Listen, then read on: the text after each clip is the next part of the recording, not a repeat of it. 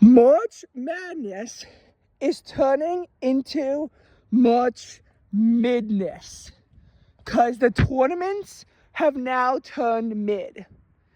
Now, don't get me wrong, March Madness used to actually have madness. 2023, you had Farley Dickinson, a 16 seed, upsetting Purdue, who is the number one seed for only the second time in March Madness history. 2023 also marked the third consecutive year that a 15 seed made it to the round of 16, which is very hard to do. And in 2022, we had St. Peter's making it to the Elite Eight as a 15 seed. 2023 also saw 9-seeded Florida Atlantic making it all the way to the Final Four. And we've seen years where a 7 seed has won the whole thing. I think 2014 UConn, they were a 7 seed and they won it all. With that being said, March Madness is turning into March Midness.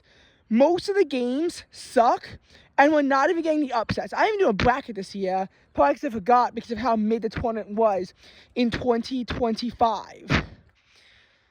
So, the last two tournaments have kind of sucked, so far at least. In 2025 in particular, the games themselves got better as we got to the end. The Elite Eight games mostly suck. The final 3 games, the final 4 games in the championship, were actually mostly pretty good, to be fair. But you have to remember, a good championship and a good ending does not undo a bad tournament. Most of the games suck, and there were no real upsets. It reminds me in a way of the 2016 to 17 NFL playoffs, where obviously, besides Cowboys, Packers, and maybe Chiefs, Steelers, you didn't really have any good games in the playoffs. Most of the games in the playoffs that year were blowouts. But obviously, it ended with the Patriots-Falcons iconic 28-3 comeback victory. So everyone remembers the Super Bowl as one of the greatest of all time. But the playoffs themselves overall sucked. Just had an epic conclusion to it. And that's kind of how that tournament felt. And there were no upsets. Again, every single team in the Final Four was a 1 seed. I'm not saying it was as bad as the 2007 tournament, because that was the last time. Not a single double-digit seed, made it into the Sweet 16. And the lowest team in the Sweet 16 was a 7. That being said, it's been pretty mid the last few years. Because now, we're in a position where, this is the 3rd year in a row where no 12-seeded or lower teams are in the Sweet 16. No 12 or lowers are in the Sweet 16 at this point. Second straight year. In 2025, the only double-digit seed to make it was Arkansas that made the Sweet 16. And this year, it's 11-seeded Texas. Now, granted, unlike last year, we at least had a first 4 team, moving on. So we had that at least. So it wasn't all worthless. That being said, you still have the 2 teams that are double-digit seeds the last 2 years make it.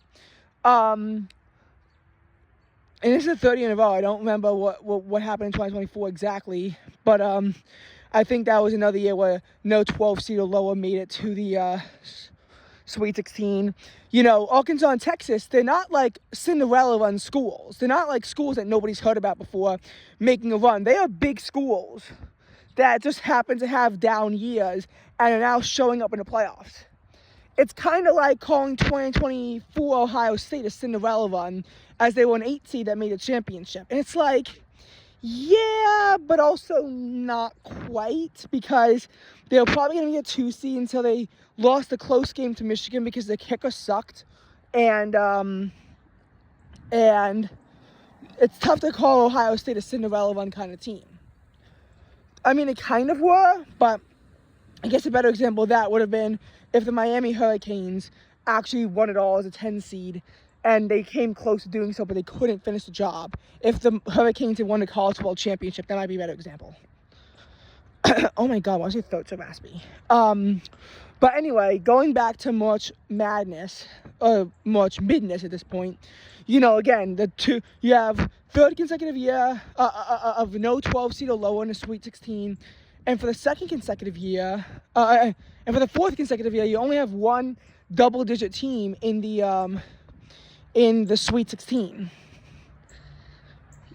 Not sure 2024, 2023 how that played in. More importantly, for the second straight year, no 13 to 16 team won a game. None.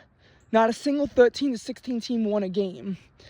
I think this year you had some better-ish games. Obviously, High Point upsetting Wisconsin, was a crazy game at the end. With that, you had that crazy game between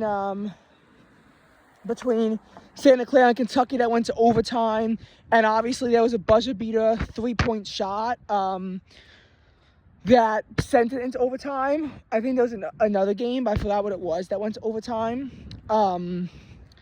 You also had, Nevada 32, you had the Nebraska Vanderbilt game where Nebraska made a 2-point shot with like 1.7 to go or something like that. And then Vanderbilt almost had a buzzer beater 3 that bounced out. That being said, it had more moments, still not that many moments. Obviously, last year, had that buzzer beater to win it in the Colorado State Maryland game. And honestly, I think that maybe this March Midness reputation would not have happened if that shot didn't go in. And I'm not trying to speculate too much, but in a bit of inverse history, if that shot didn't go in, you have 12 seed Colorado State in the Sweet 16, and you have a 12 seed in the Sweet 16. So even though you didn't have any upsets in the earlier rounds, you'd have multiple double-digit seeds because you already had 10 seed Arkansas in there, and you would have had that 12 seed in there, and maybe then this year's like one down year. If that one shot against if Maryland didn't make that one shot, but they did, just to get smoked by Florida in the Sweet 16.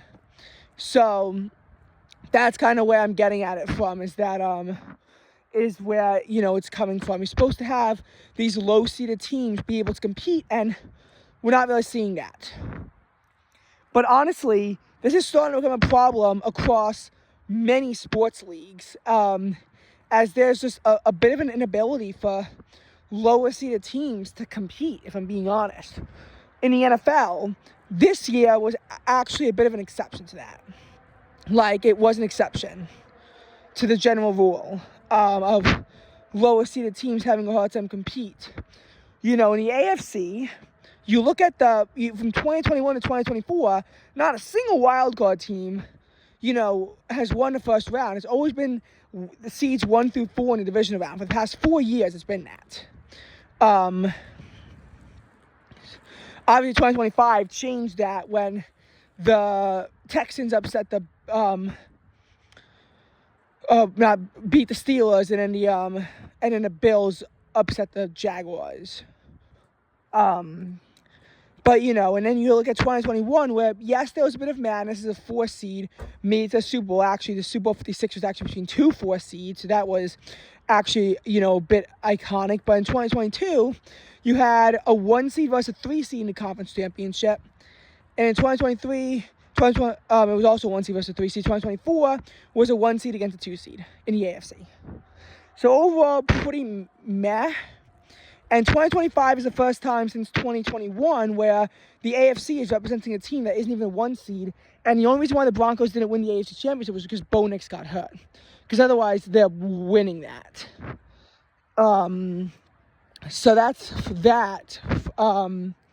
That's that. And then you look at the NFC, and it's also been pretty boring.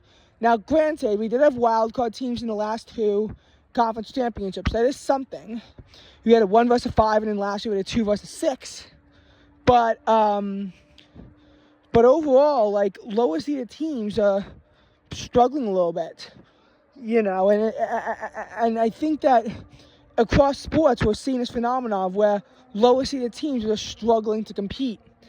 And you have to wonder, are the playoffs expanding too much?